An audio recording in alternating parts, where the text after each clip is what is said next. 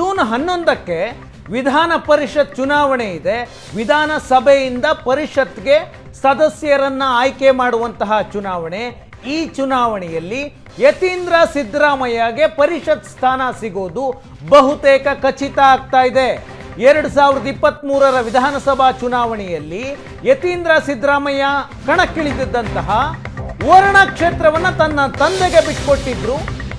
ಈಗ ರಾಹುಲ್ ಗಾಂಧಿ ಹೇಳಿದಂತೆ ವರುಣ ಕ್ಷೇತ್ರವನ್ನ ಸಿದ್ದರಾಮಯ್ಯನವರಿಗೆ ಬಿಟ್ಟುಕೊಟ್ಟ ಕಾರಣಕ್ಕೆ ಪರಿಷತ್ ಸ್ಥಾನವನ್ನ ಹೈಕಮಾಂಡ್ ಯತೀಂದ್ರ ಸಿದ್ದರಾಮಯ್ಯನವರಿಗೆ ನೀಡೋದಕ್ಕೆ ಮುಂದಾಗಿದೆ ಅನ್ನುವ ಸುದ್ದಿ ಬರ್ತಾ ಇದೆ. ವರುಣ ಕ್ಷೇತ್ರದಿಂದ ಸಿದ್ದರಾಮಯ್ಯನವರು ಗೆದ್ದು ಸಿಎಂ ಆಗಿದ್ದಾರೆ. 2018ರಿಂದ 2023ರವರೆಗೆ ಸಿದ್ದರಾಮಯ್ಯ ಬಾದಾಮಿ ಕ್ಷೇತ್ರದ ಶಾಸಕರಾಗಿದ್ದರು. ಚಾಮುಂಡೇಶ್ವರಿಯಲ್ಲಿ ಸ್ಪರ್ಧೆ ಮಾಡಿ ಸೋಲು ಕಂಡಿದ್ರು. 2018ರಿಂದ 23ರವರೆಗೆ ಯತೀಂದ್ರ ಸಿದ್ದರಾಮಯ್ಯ ವರುಣ ಕ್ಷೇತ್ರದ ಶಾಸಕರಾಗಿದ್ದರು. 2023ರ ಚುನಾವಣೆಯಲ್ಲಿ ಸಿದ್ದರಾಮಯ್ಯನವರು ಕ್ಷೇತ್ರವನ್ನ ಹುಡುಕಾಟ ಮಾಡ್ತಾ ಇದ್ರು. ಕೋಲಾರನ ಮತ್ತೆ ಬಾದಾಮಿನ ಅಂತ.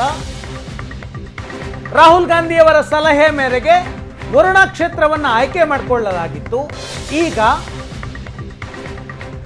ಸಿದ್ದರಾಮಯ್ಯನವರಿಗೆ ಕ್ಷೇತ್ರವನ್ನ ಬಿಟ್ಟುಕೊಟ್ಟ ಕಾರಣಕ್ಕೆ ಯತೀಂದ್ರ ಸಿದ್ದರಾಮಯ್ಯನವರಿಗೆ ಪುನರ್ವಸತಿ ಕಲ್ಪಿಸುವಂತಹ ಪ್ರಯತ್ನವನ್ನ ಕಾಂಗ್ರೆಸ್ ಹೈಕಮಾಂಡ್ ಮಾಡ್ತಾ ಇದೆ.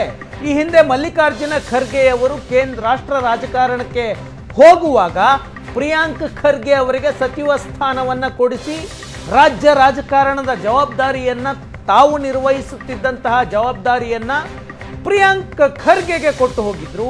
ಇದೇ ಮಾದರಿಯಲ್ಲಿ ಯತೀಂದ್ರ ಸಿದ್ದರಾಮಯ್ಯನವರ ರಾಜಕೀಯ ಭವಿಷ್ಯಕ್ಕೆ ಸಿದ್ದರಾಮಯ್ಯನವರು ಪ್ಲಾನ್ ಮಾಡ್ತಾ ಇದ್ದಾರೆ. ಇದೇ ತಮ್ಮ ಕೊನೆ ಚುನಾವಣೆ ಅಂತ ಸಿದ್ದರಾಮಯ್ಯ ಈಗಾಗಲೇ ಹೇಳಿದ್ದಾರೆ. ಇನ್ನು 4 ವರ್ಷ ಇದೆ ಸರ್ಕಾರ.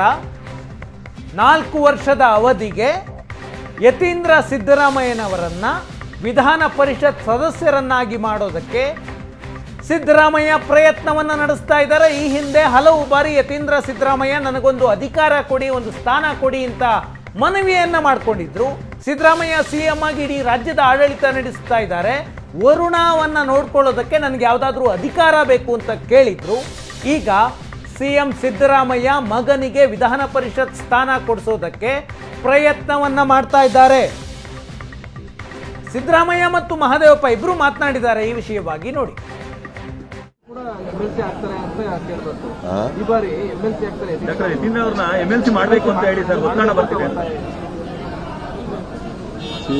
ಹೈಕಮಾಂಡ್ನವರೇ ಅದು ಅವ್ರಿಗೆ ಮಾಡ್ತೀವಿ, ಮುಂದೆ MLC ಮಾಡ್ತೀವಿ ಅಂತ ಹೇಳಿದ್ರು. ಏನ್ ಮಾಡ್ತಾರೆ ಅಂತ ಗೊತ್ತಿಲ್ಲ. ಕಳೆದ ಬಾರಿ ಅವರು ಶಾಸಕರಾಗಿದ್ದಂತವರು ಹೈಕಮಾಂಡ್ ಹೇಳಿದ ತಕ್ಷಣ ಸ್ಥಾನವನ್ನ ಬಿಟ್ಕೊಟ್ಟಿದ್ದಾರೆ. ಅದನ್ನ ಪರಿಗಣಿಸಬೇಕಂತ ಹೈಕಮಾಂಡ್ ಅಂತೇಳಿ ಒತ್ತಾಯ. ಹೌದಪ್ಪ, ನಾನು ಅದನ್ನೇ ಹೇಳ್ತಾ ಇರೋದು. ಹೋದ ಸಾರಿ ನಾನು ಕೋಲಾರದಿಂದ ನಿಲ್ಲಬೇಕು ಅಂತ ಇದ್ದೆ. ಹೈಕಮಾಂಡ್ನವರು ಕೋಲಾರ ಬೇಡ, ವರ್ಣದಲ್ಲೇ ನಿಲ್ಲಬೇಕು ಅಂತ ಹೇಳಿದ್ರು. ಯಾವಾಗಲೂ ಲಾಬಿ ಇದ್ದೇ ಇರ್ತದೆ. ಅವರು MLA ಆಗಬೇಕಾಗಿತ್ತು. ಅವ್ರ ಕ್ಷೇತ್ರನ ತ್ಯಾಗ ಮಾಡಿದ್ದಾರೆ. ಅವರು ನಿಲ್ಬೇಡ ಅಂತ ಹೇಳೋದು ಹೈಕಮಾಂಡ್ ಅವ್ರಿಗೆ ಏನು ಸಲಹೆ ಸೂಚನೆ ಕೊಟ್ಟಿದ್ದಾರೆ. ಅವರೇ ತೀರ್ಮಾನ ಮಾಡಬೇಕು. ಸುಮ್ಮನೆ ಫ್ರೆಂಡ್ಲಿ ಮೀಟಿಂಗ್ ಅದ.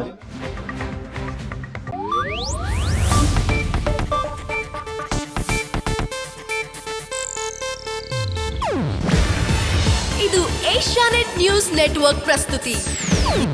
ನೀವು ನೋಡ್ತಿದ್ದೀರಾ ಏಷ್ಯಾನೆಟ್ ಸುವರ್ಣ ನ್ಯೂಸ್.